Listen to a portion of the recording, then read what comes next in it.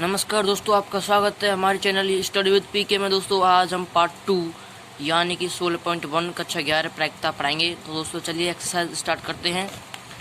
दोस्तों पहले प्रश्न में कह रहा है कि प्रश्न 1 से 7 के मध्य ये प्रत्येक में निर्दिष्ट परीक्षण का प्रतिदर्श समष्टि ज्ञात करनी है। क्या करनी है? प्रतिदर्श समष्टि ज्ञात करनी है। यानी कि जो हमने प्रतिदर्श समष्टि आपको पार्ट 1 में जो बताया था, प्रतिदर्श समष्टि किसे कहते हैं। प्रतिदर्श समष्टि हमने बताया था कि उसका जो आउटकम एंड सैंपल स्पेस है उसको बताया था हमने कि समुच्चय का जो समुच्चय होता है उन संबंधित परिणामों को उसी को हम कहते हैं। चलिए दोस्तों इसे स्टार्ट करते हैं आज हम एक्सरसाइज को। तो चलिए दोस्तों, ये हमने आपको समझा दिया है और आपकी गलती है कि आप समझाना चाहते हैं या नहीं। बस चलिए स्टार्ट करते हैं क्वेश्चन को। तो देखिए दोस्तों, पहला क्वेश्चन कह रहा है आपसे, एक सिक्के को 3 बार उछाला गया है। कितनी बार उछाला गया है? 3 बार। तो देखिए दोस्तों, एक सिक्के को 3 बार उछालेंगे तो कैसे उछालेंगे? तो एक सिक्के को 3 बार उछालेंगे तो हो सकता है उस पर हेड आ जाए, हो सकता है उस पर टेल आ जाए, हो सकता है उस पर कुछ भी आ जाए। यानी कि हम कह सकते हैं कुछ भी आ सकता है। 3 बार उछाला गया तो 3 बार उछालेंगे। चलिए इसको करते हैं। अब देखिए दोस्तों, एक सिक्के को कितनी बार उछाला गया है? 3 बार उछाला गया। तो हो सकता है उस पर देखो 3 बार उछाला गया तो हो सकता है वो हेड हेड हेड 3 बार हेड आए। ठीक है, हो सकता है 3 बार हेड आए। हो सकता है उस पर 3 बार टेल टेल आए भाई, टेल टेल हो सकता है, तीनों पर टेल टेल हो जाए। हो सकता है हेड टेल हेड आ जाए। हो सकता है उस पर टेल हेड टेल आ जाए। तो दोस्तों कुछ भी इसके संभावित सकता है। और अब इसे हम इन संभावित नतीजों को हम समुच्चय में व्यवस्थित कर देते हैं। तो ये प्रतिदर्श समष्टि हो गई और इसे हम एस द्वारा व्यक्त करें तो एस हो गया। तो ये हो सकता है संभावित है, तो यहाँ पर हम एज इट इज कर देंगे। यानी कि इससे आगे भी और हो सकते हैं। तो यही आपका दोस्तों पहले का आंसर हो जाएगा। ये होगी आपकी प्रतिदर्श समष्टि पहले के आंसर की। दोस्तों ध्यान दीजिए दोस्तों, कैसे किया था मैंने, एक बार वीडियो को पॉज करके दोबारा से फिर देख सकते हैं। चलिए आगे क्वेश्चन देखते हैं। दोस्तों देखिए, दूसरा क्वेश्चन कह रहा है कि एक पासा 2 बार फेंका गया है। एक पासा है, आपको पता होना चाहिए कि पासा, देखो पासा क्या होता है। पासा ये एक डैश की तरह होता है। देखो ये डैश को ही हम कहते हैं पासा, वो कहते हैं डैश की तरह। ये इसके फलक होते हैं, ऊपर वाली जो है वो इसके फलक हैं। तो इन फलकों पर ही होता है, ये कॉल एंड और ये होते हैं। तो फलकों पर ऐसे संख्या लिखी रहती है 3 4 5 6।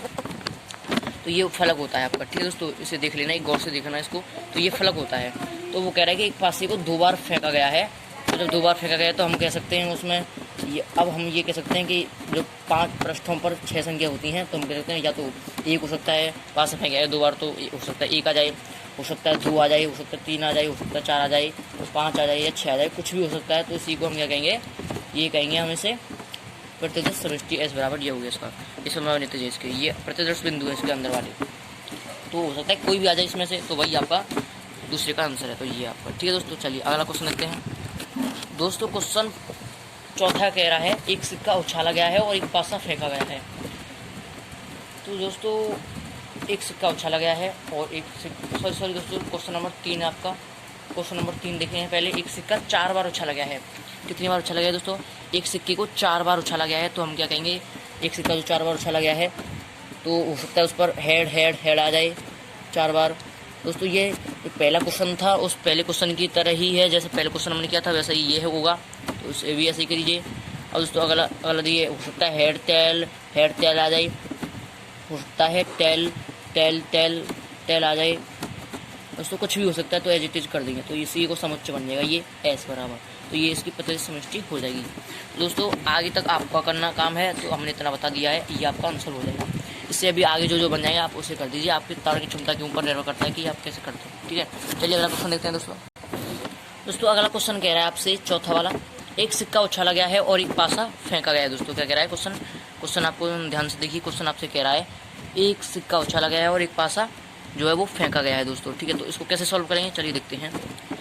एक सिक्का उछाला गया है और एक पासा फेंका गया है। तो देखिए इसका आंसर लिख लेते हैं पहले। क्या होगा कि जो एक सिक्का उछाला गया है तो हो सकता है उस पर हेड हेड टेल आ जाए, कुछ भी आ जाए, तो एस बराबर समुच्चय में हो जाएगा। उसे व्यवस्थित कर लीजिए। दोस्तों आपका ये आंसर करेक्ट होगा, लेकिन आपका उल्टा देखा है किताब में, जो कि वैसे तो सही है लेकिन उसमें कुछ मिसप्रिंट होने की वजह से गड़बड़ी हो गई है। तो जो सिक्का फेंका गया था उस पर हो सकता है टेल आ जाए, हेड आ जाए, या हेड टेल आ जाए, हेड हेड आ जाए, या टेल टेल आ जाए, कुछ भी हो सकता है। तो आगे लिख देना, ये आपका आंसर पहले का पार्ट 2 का जाएगा। लेकिन इसी पार्ट में कह रहा है कि वो एक पासा फेंका गया है। क्या किया है दोस्तों? एक पासा फेंका गया है। तो एक पासे को कैसे कन्वर्ट करेंगे, देखो एक पासा फेंका गया है तो उसे सॉल्व कैसे करेंगे। एक पासे पर हम कह सकते हैं इसे टी से दे दीजिए नाम, किस नाम दे दीजिए, टी से नाम दे दीजिए। तो आपको पता है कि उसके फलक पर 6 संख्या होती हैं, तो 6 संख्या कैसे होंगे, तो देखो हम कह सकते हैं T1 हो सकता है, आ सकता है T1, T2 आ सकता है, या हम कह सकते हैं 1 आ सकता है, 2 आ सकता है, 3 आ सकता है उस फलक उस पासे से, 4 आ सकता है, 5 आ सकता है, 6 आ सकता है। तो इसका समुच्चय जो है उसका क्या हो जाएगा दोस्तों, ये प्रतिशत समष्टि और उसका हो जाएगा, ठीक है, पासे का प्रतिशत समष्टि हो जाएगा। चलिए अगला क्वेश्चन देखते हैं, छठा क्वेश्चन। अब देखिए दोस्तों, आप देख रहे हैं हमने क्या व्यवस्थित कर लिया से क्वेश्चन क्या है छठा कि एक्स कमरे में 2 लड़के 2 लड़कियां हैं और तथा वाई कमरे में 1 लड़का 3 लड़कियां हैं। तो उस परीक्षण में प्रतिशत समष्टि ज्ञात करना है जो पहले कमरा, जिसमें पहले एक कमरा चुना जाता है, फिर एक बच्चा उसके बाद चुना जाता है। तो देखिए हमने ऐसे व्यवस्थित करना है हमें दोस्तों, एक्स कमरा ये हो गया और वाई कमरा ये हो गया, इसके लड़के लड़कियाँ, इसके लड़के लड़कियाँ। अब एक्स कमरे में लड़के लड़कियाँ और वाई कमरे में लड़के लड़कियाँ को व्यवस्थित कर लेंगे। अब देखिए दोस्तों वो क्या कह रहा है, अब ये कह रहा है कि प्रतिशत समष्टि याद करनी है कि पहले कमरा एक चुना जाता है और उसमें एक बच्चा फिर चुना जाता है।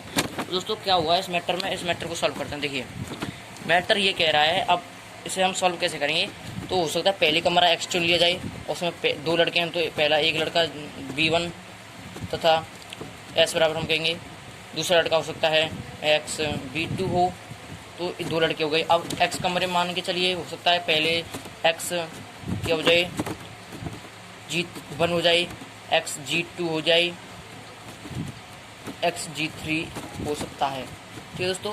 तो ये पहले कमरे की यानी एक्स कमरे की प्रतिशत समष्टि है। तो अब वाई कमरे की प्रतिशत समष्टि क्या होगी, तो देखिए उसकी देखिए एक लड़का है तो हम कह सकते हैं वाई B1 हो सकता है।